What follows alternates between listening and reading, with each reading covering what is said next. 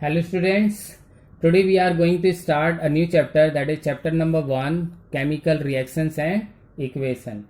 In this chapter we will study about chemical reactions, how to write chemical equations. Equations क्या होता है कि जब केमिकल रिएक्शन को सिंबलाइज फॉर्म में लिख देते हैं तो इक्वेशन कहलाती है ना.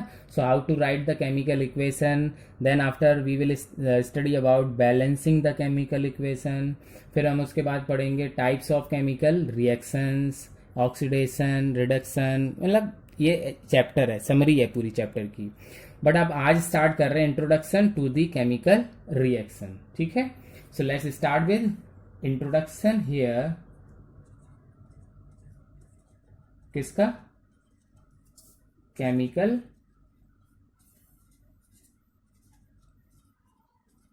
reaction. What is a chemical reaction? So let us take some example. पहले हम कुछ example लिख रहा हूं, तब हमारे पास अपने आप definition निकल के आएगी कि what is a chemical reaction. So here are some examples are there. Melting of ice.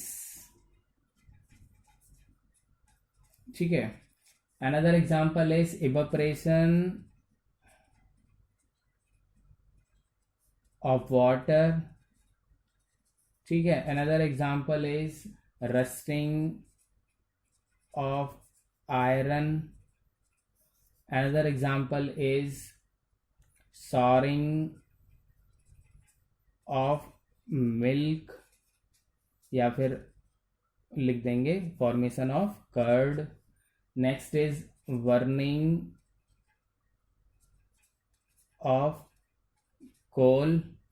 Next या फिर लिख देंगे dissolving sugar in water. Now as we have studied the chemical change and physical change in previous class 9th, तो हमें पता होगा कि physical change क्या होता है, जिसमें कोई भी नया सब्सटेंस नहीं बनता है, और केमिकल चेंज क्या होता है, जिसमें फॉर्मेशन ऑफ न्यू सब्सटेंस और new compound is formed in a change that is called a chemical change. तो मेल्टिंग ऑफ आइस, देखो जब आइस था तब भी ये वाटर की फॉर्म थी, मेल्ट हो जाएगी वाटर बन जाएगा, तब भी ये सेम ही चल रहेगा, नो न्यू सब्सटेंस. ठीक है. Evaporation of water, water evaporate हो जाएगा, स्टीम बन जाएगी, तब भी no new substance. But rusting, जब आयरन से रस्ट बन जाएगी, और रस्ट क्या है, एक न्यू सब्सटेंस है. कर्ड, मिल्क से जब कर्ड बन जाएगा तो कर्ड क्या है, एक न्यू सब्सटेंस है. ठीक है. बर्निंग ऑफ कोल, जब कोल जल जाएगा तो बन जाएगी ऐश, और जो कि एक न्यू सब्सटेंस है. ऐश के साथ साथ निकलेगी CO2, न्यू सब्सटेंस. डिजॉल्विंग इन शुगर, तो वाटर मीठा हो जाएगा, है ना, और जो कि न्यू सब्सटेंस नहीं है, क्योंकि शुगर का अभी भी इसके अंदर प्रॉपर्टी शो कर रहा है. So it's a mixture, no new substance is formed. ठीक है. तो सब्सटेंस न्यू कहां फॉर्म हुआ, इसमें ना, here in this and this. So this square forming the new substance and the circles forming no new substance. So अब come to the point. Simple सी बात है. अब हम समझ रहे हैं कि the sum, अब हमने ये देखा था यहाँ पर कि sum of the process. So sum of the process do not lead to the formation. Okay, do not lead to the formation of new substance. ऐसे प्रोसेस जिसके अंदर नो, देखो लिखा है no new substance, the process no new substance is formed is called physical change.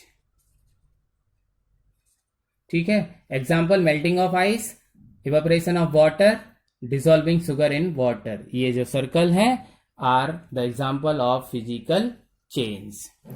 तो another definition मिल गई हमें, the sum of the process,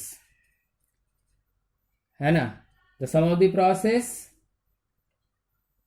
original, जो ओरिजिनल सब्सटेंस है ना, लूज देयर प्रॉपर्टी, लॉस हो जाती है, लॉस देयर नेचर, अपनी नेचर, जो उसका नेचर है, उसकी आइडेंटिटी है, उसकी प्रॉपर्टी है, उन सबको वो लूज कर देता है and form a new compound. वैसे हम ये सब 9th क्लास में पढ़ चुके हैं, लेकिन बस ऐसे ही है, चैप्टर स्टार्ट किया है तो हमने रिकॉल कर लिया एक तरीके से। तो हम समझ गए यहाँ पर कि ऐसे सब प्रोसेस जिसमें no new substance is formed is called physical change, and the processes जिसमें नया कंपाउंड बनता है और उसके जो ओरिजिनल सबस्टेंस होता है उसकी नेचर, आइडेंटिटी, प्रॉपर्टी सब लॉस हो जाती है, is called a chemical change. And the process involving the chemical change is also, it is called chemical reaction।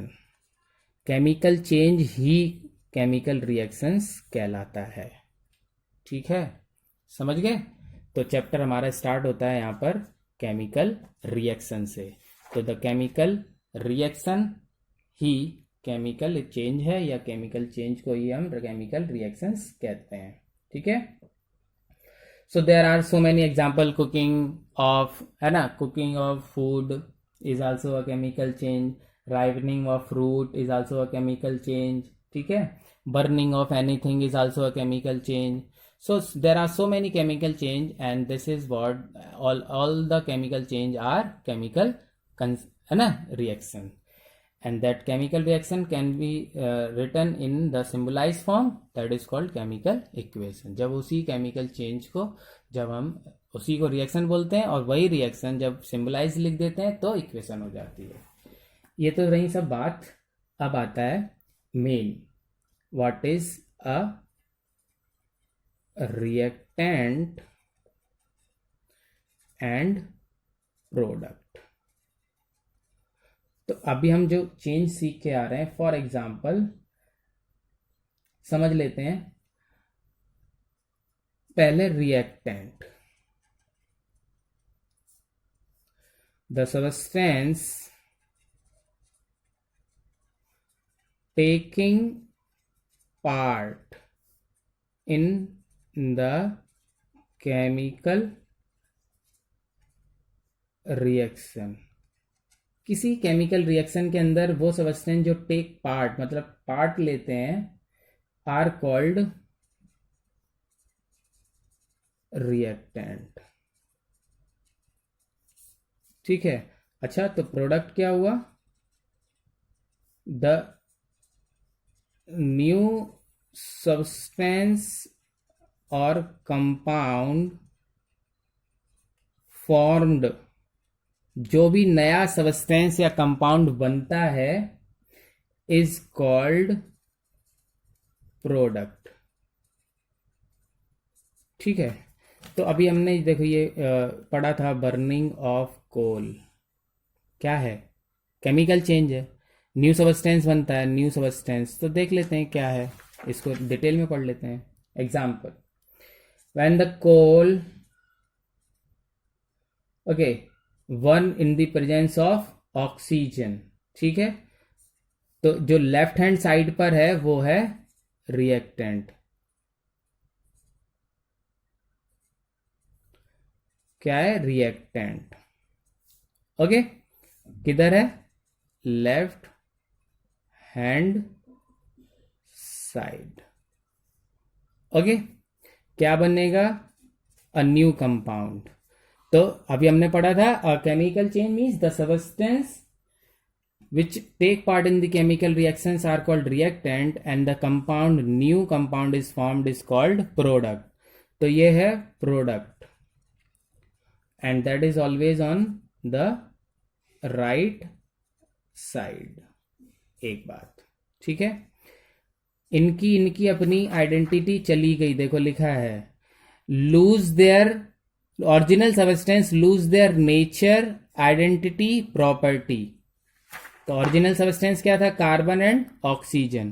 तो इन दोनों की, इनका नेचर, इनका आइडेंटिटी, इनका प्रॉपर्टी सब खत्म हो गया, लूज हो गया, और नया कंपाउंड बन गया with new properties. With new properties they form a new compound with new properties is called, यही है, ठीक है, अ केमिकल चेंज और अ केमिकल रिएक्शन। ठीक है, तो केमिकल रिएक्शन हो गई है, डन। तो reactant left hand side, product right hand side, what is the definition here. तो finally we can say a chemical reaction involved, okay, a chemical reaction involved breaking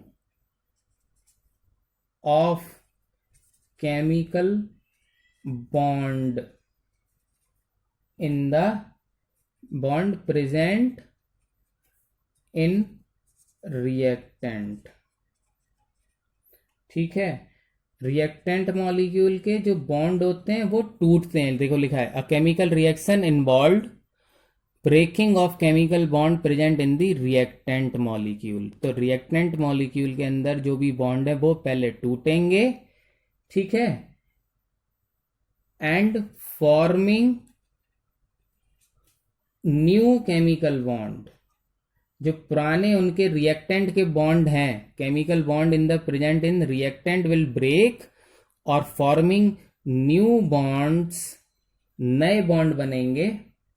bond bond कर रहे हैं sir आप, क्या होता है bond? Bond single bond, double bond, triple bond होता है ना, उसी बॉन्ड की बात कर रहा हूँ।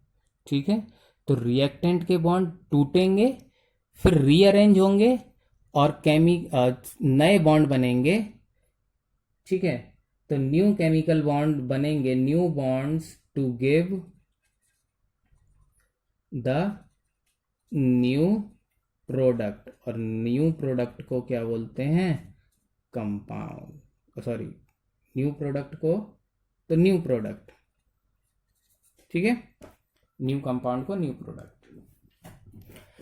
इसको सिंपल सा है, इसको ऐसे समझेंगे।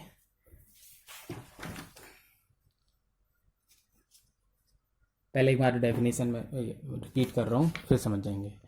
अ chemical reaction involve breaking of chemical bond present in reactant, मतलब रिएक्टेंट के जो भी सबस्टेंस हैं उनके बॉन्ड ब्रेक होंगे, रीअरेंज होंगे और नया कंपाउंड बन जाएगा। ठीक है, सिंपल सी बात है ना। चलो, C+O2CO2, यही है ना, ये एक रिएक्शन है, केमिकल रिएक्शन है ना, ये रिएक्टेंट है और ये प्रोडक्ट है, तो ये केमिकल रिएक्शन हो गया। ओके ओके सर, ये क्या है इसको समझेंगे। सी, अच्छा, सी के पास अभी सिंगल एलिमेंट है तो कोई बॉन्ड नहीं है, but it have 4 valence electron, तो ये ऐसे शो कर देंगे। बट ओ एक मॉलिक्यूल है, तो ओ के पास ओ डबल बॉन्ड ओ पड़ा हुआ है ना, आपका क्लियर है। ये बोल रहे हैं कि breaking the chemical bond present in the reactant, तो ये ब्रेक हो जाएगा। अब क्या होगा, ये ओ टूट के इधर लगेगा, ये वाला ओ टूट के इधर लगेगा। कैसे लग जाएगा देखना, ओ ये आ जाएगा तो इससे जुड़ जाएगा, ओ इधर आ जाएगा तो इससे जुड़ जाएगा, तो बॉन्ड ब्रेक हुआ। ठीक है, एंड न्यू बॉन्ड फॉर्म।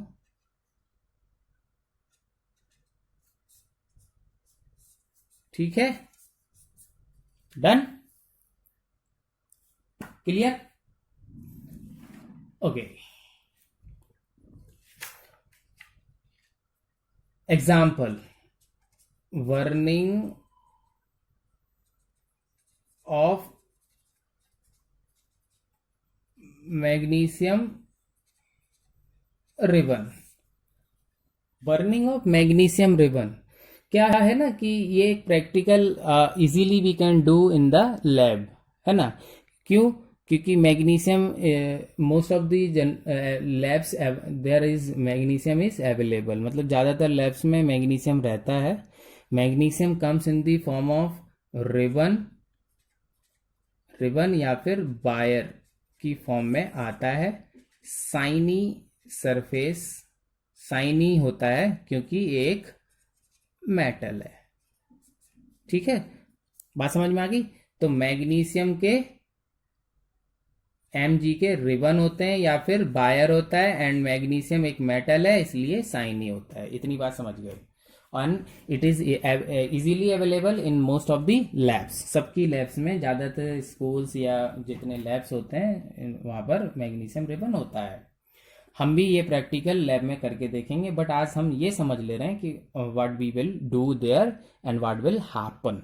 ठीक है, होगा क्या और हम करेंगे क्या। ठीक है, तो वैसे तो ये साइन ही होता है, but due to the attack of moisture, moisture या फिर हम लिख देंगे मॉइस्चर प्लस एयर और मिला के हो जाता है मॉइस्ट एयर।